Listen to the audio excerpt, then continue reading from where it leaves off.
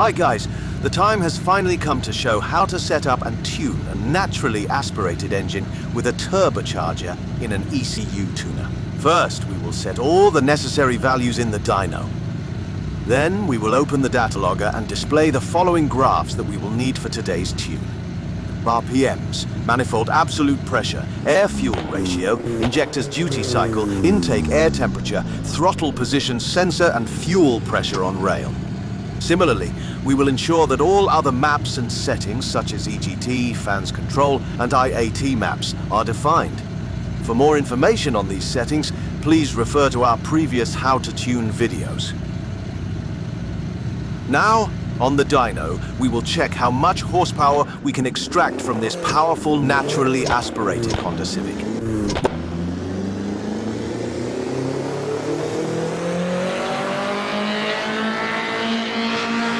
106 horsepower isn't much, but we can see it's not the best tune in the world. Just by looking at the data logger, we can see there is room for improvement, but that's not our goal for today. For more information on how to tune a naturally aspirated engine, check our previous How to Tune videos. What we can also see is that the injector duty cycle reached 63% at peak power, which may not be sufficient for tuning and boost around 7 psi or 0.5 bar. Since turbocharging adds a significant amount of air to the engine, or alternatively stated, boost, we need to balance this ratio by adding fuel to the injectors.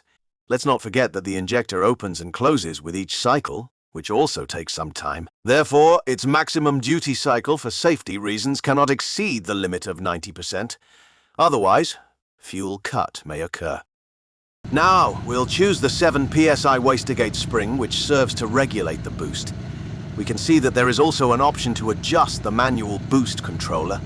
If the first position is set, it activates boost regulation through the electronic boost solenoid, whose characteristics are adjusted in the boost map. We see that it is lit in green, so it is active. However, for today, we only need 0.5 bar of boost or 7 psi, so we'll turn the manual boost controller to the second position.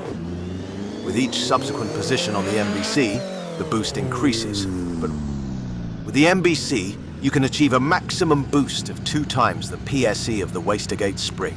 We have a massive power cut during the dyno run. Immediately, we can see why this is happening. A 2 lean air-fuel ratio and a 90% duty cycle of injectors have been reached. So the issue lies with injectors with too low flow. We will try to extract the maximum from them by increasing the fuel pressure on the rail, and we'll see if that helps. We will increase the fuel pressure on the rail with the regulator to 3 bar. We will further adjust the dyno preload value since our peak power is still increasing, and then we can perform another dyno run.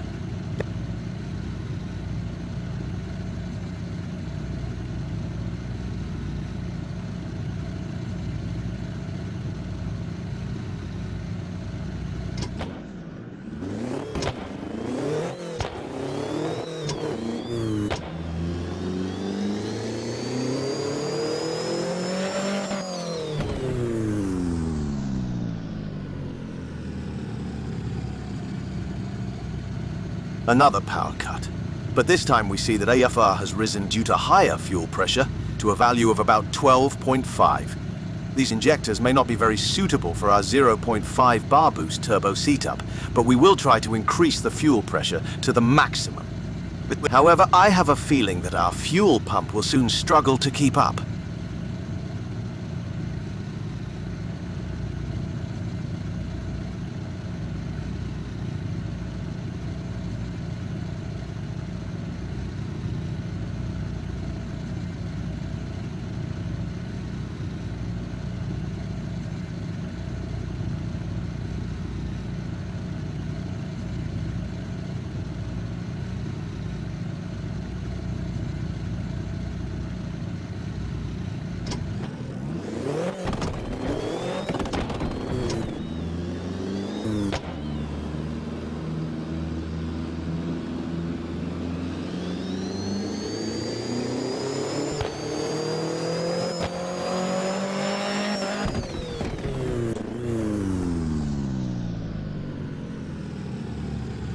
We can see that the fuel pressure decreases with increasing RPMs, indicating that the fuel pump is unable to maintain pressure at the given flow.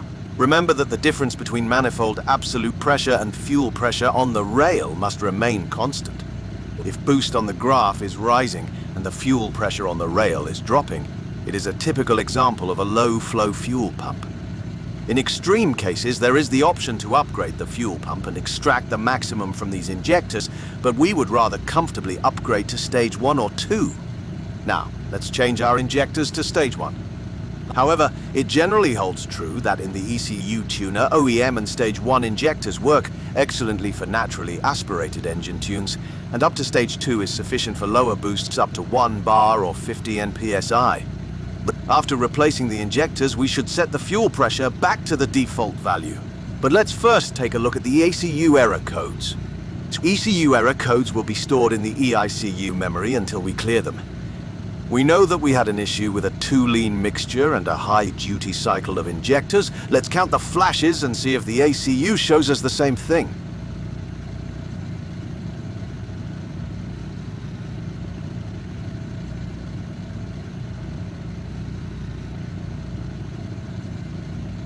One. Pause. 1, 2. That's code 12. Pause 1. Pause 1, 2, 3, 4, 5. Now a longest pause and the same repeats. Our assumptions during tuning were correct. After replacing the injectors with stage 1, it would be good to clear the ECU error codes.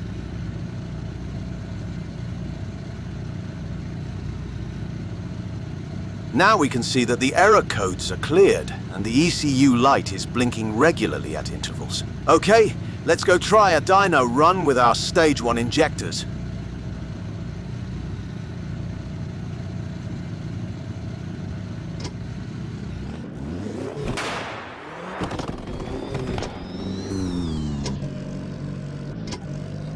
The engine in general is not running well. It doesn't even want to rev up. At first glance, I know what the problem is. We can see that the air-fuel ratio is abnormally rich at a value of 7.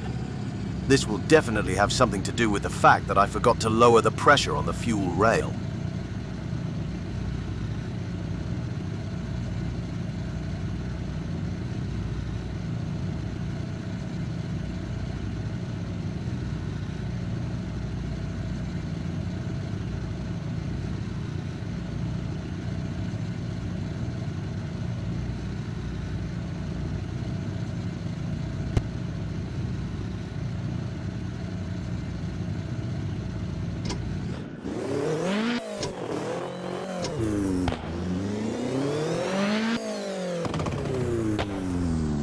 Now we can see that the change in fuel pressure has benefited our FR values, but there is still an unresolved issue with the duty cycle of injectors at 90%.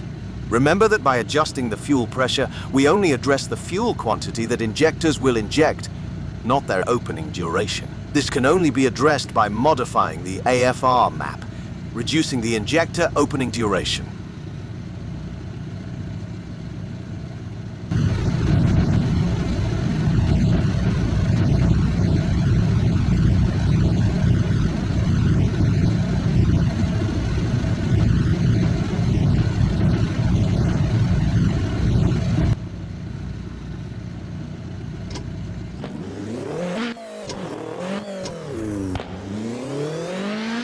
We can see that compared to the previous run, it's significantly better. The cut occurred around 6,500 RPM, but it's still not perfect. We'll have to make further adjustments to the map and additionally add some fuel with the fuel regulator, as the injector opening duration is affecting AFR. With a shorter injector opening, not only is its duty cycle reduced, but also less gasoline is injected into the cylinder.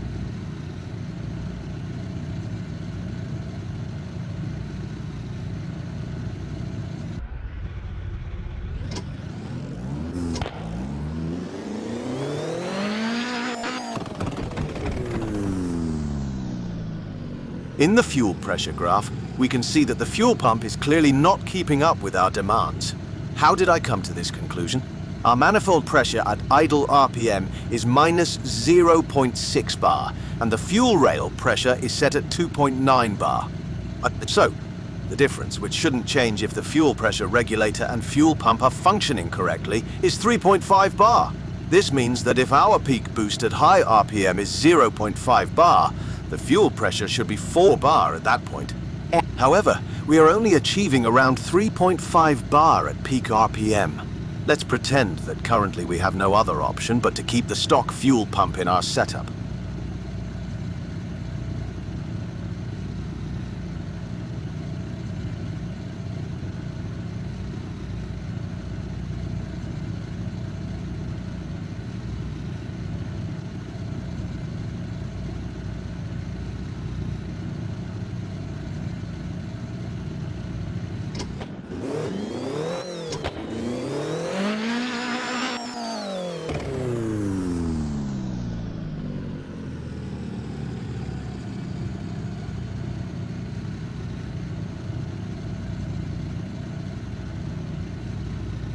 The last attempt to increase fuel pressure and shorten injector opening duration.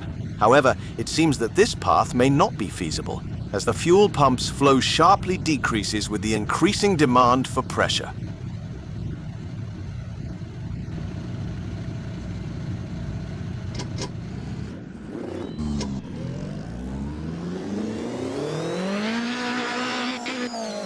Okay, our stock fuel pump is no longer sufficient.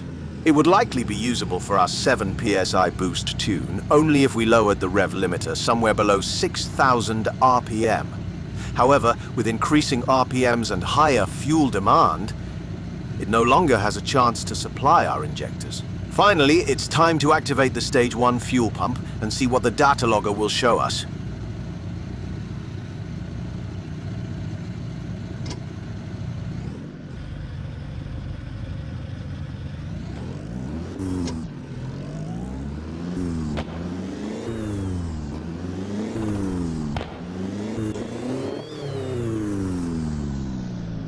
The new fuel pump works flawlessly and resolves many issues.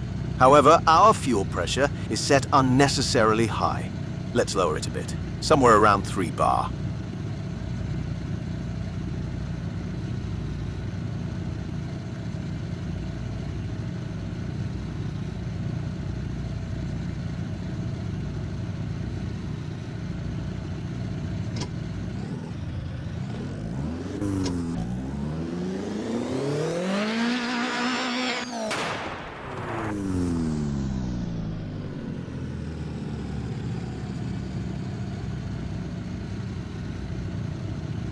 Let's take a look at it. The fuel pressure is precisely stable, not oscillating as with the OEM fuel pump. Injector duty cycle is just below 70%. The only thing that needs fine-tuning is the AF. We could continue adjusting the AFR map to perfection, but with such minor fluctuations, ECU correction should handle it easily. Let's quickly define it.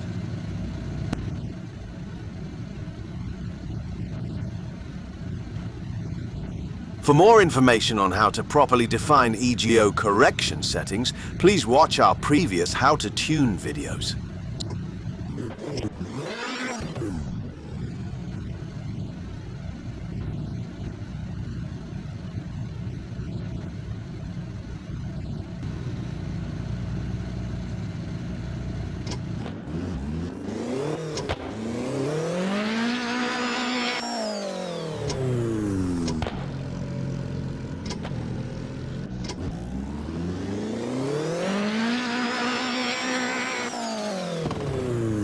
Finally, the ECU is working excellently, and our turbo tune finally looks stable without any power cuts. However, when turbocharging the engine, we must not forget an important component: the intercooler. On the intake air temperature graph, we can observe how the temperature of the incoming air rises under load. This, of course, has an impact on engine performance, as with increasing intake air temperature, the oxygen content decreases and there is an increased risk of detonation. Or, in other words, knock.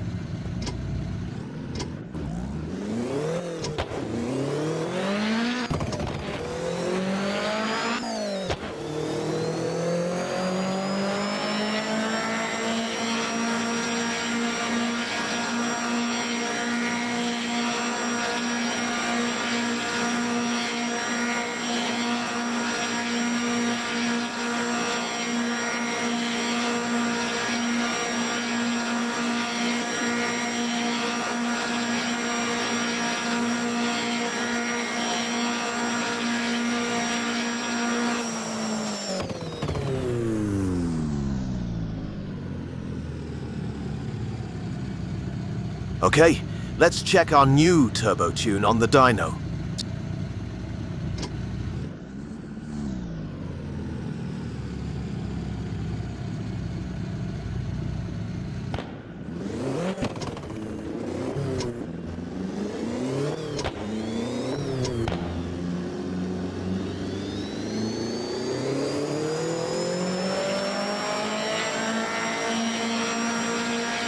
We can see a sharp drop in power around 4,000 to 4,500 RPM. Based on the AFR graph in the data logger, we see that this could be caused by a lean mixture in that RPM range. Let's add values to the AFR map in this range.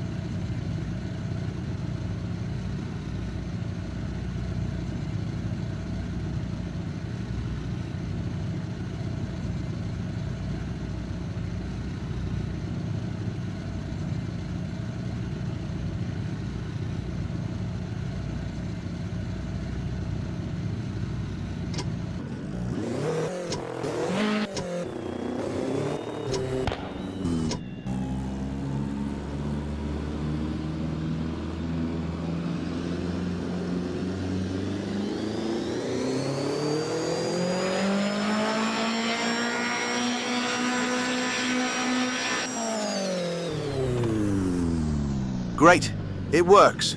We don't have that power loss in the curve anymore. In the end, we can still adjust the ignition timing. So far, there hasn't been any issue with its settings, but as the boost increases, it's necessary to retard the ignition timing and keep it just below the knock threshold. But we'll talk more about this in the next How to Tune video, focusing on tuning at high boost levels. In the end, since there hasn't been any issue with ignition timing so far, we can still try to gain some extra horsepower by advancing it either in the ignition timing map or simply by adjusting the cam position sensor by a few degrees.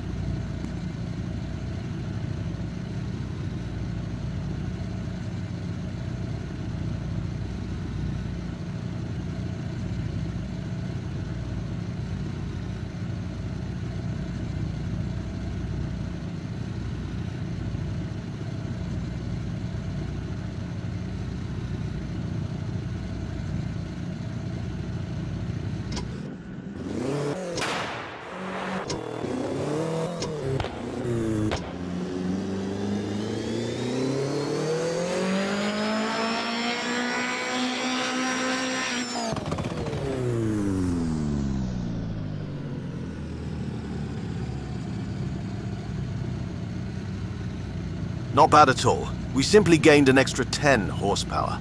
Of course, fine-tuning our tune can take hours to achieve perfection. I'll leave that up to you. Thanks for watching.